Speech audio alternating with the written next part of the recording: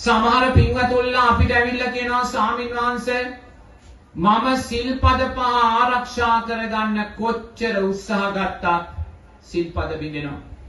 මම උපෝසථ සීලය ආරක්ෂා කරන්න කොච්චර උත්සාහ ගත්තත් සිල්පද බිඳෙනවා. ඇයි පින්වතුනි?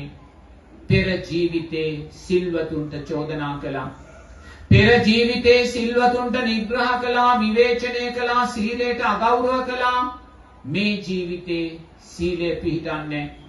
තව කෙනෙක් ඇවිල්ලා කියනවා ස්වාමීන් වහන්සේ S2 පියාගෙන කොච්චර භාවනාවක් කරන්න හැදුවත් විනාඩි 5ක් S2 පියාගෙන ඉන්න බෑ. ඇයි පින්වතුනි? පෙර ජීවිතේ භාවනා කරන අයට අපි බාධා කළා, චෝදනා කළා, විවේචන කළා, භාවනාවට විදර්ශනාවට අගෞරව කළා පින්වතුනි.